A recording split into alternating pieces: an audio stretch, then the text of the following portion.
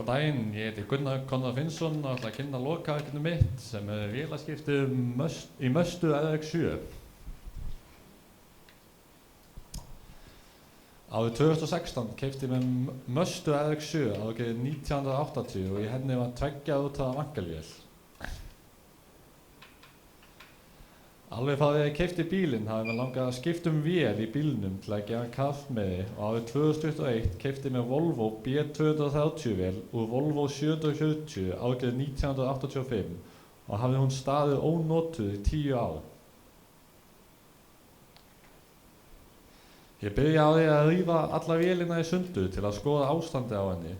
Vélin leit þokkalega vel út að innan og gat ég notað höfuð og sveifarlegu aftur en stimpilhenginni voru ónýtir og smá tæring í sílindur 2 og í 2 ventlasettum. Ég skipti svo allar pakningar, keypti svo nýjan kambás, stimpilhengi, púskrein, vastælu, startaða og allt. Þegar var komið að ég að setja vélina í, komst ég að því að stýristöngina rækist í olíupönnuna. Lausnin á því var að breyta stýristönginni þannig að hún myndi sleppa fram hjá olíupönnunni eins og sést á myndinni. Ég er ekki viss hvort þetta megi breytinni svona en það mun bara koma í ljós þegar ég fer í skoðun. Ef þetta má ekki þá enda ég örugglega á því að skera úr olíupönnunni eða fá mér nýja stýrismaskínu sem væri þá fyrir framan vélina þar sem er meira pláss.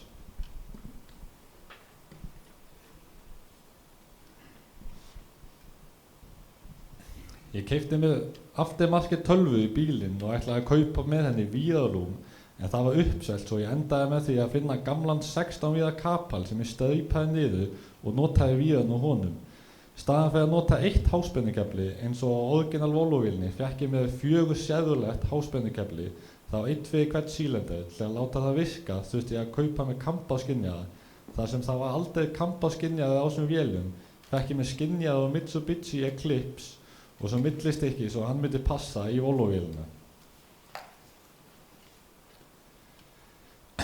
Eldsneytiskerfið var svo sem ekkert flókið. Ég notaði Möstu eldsneytistanginn, fékk mér svo nýja dælu þar sem gamla dælan dældi bara upp í 4,7 pund því gamla vélin var blöndús.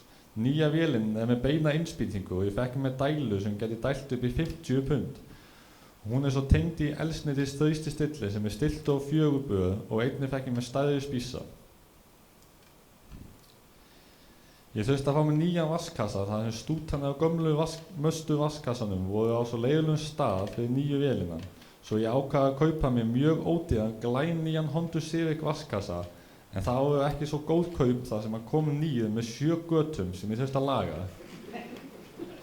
Ég þurfti líka að skipta neðri stútinn þar sem hann var beinn og ég þurfti að breyta honum í svona nýja. Og svo bætti við rafmagnsviftu á vaskkassan.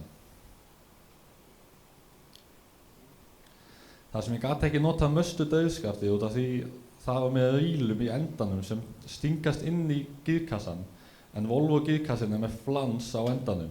Ég endaði með því að finna með Kia Sorento drifskaft en til að ég gæti nota það þurfti ég þá að smíða 2 milliflansa á gírkassan og drifið og lengja svo skaftið 7 cm. Ég var mjög fyrst smeykur við að fara í einhverja svona drifskaftsbreytingar en skaftið kom bara mjög vel út og titringurinn í bílnum er ekki það mikill, svo skaftið hlýtur að vera nógu beint hjá mér.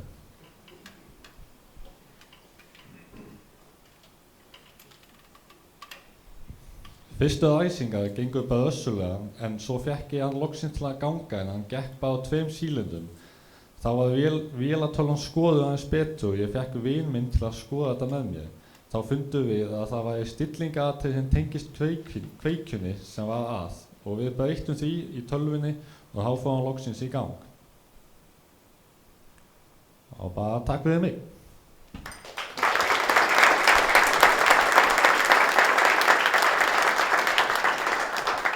Einhverja spurningar?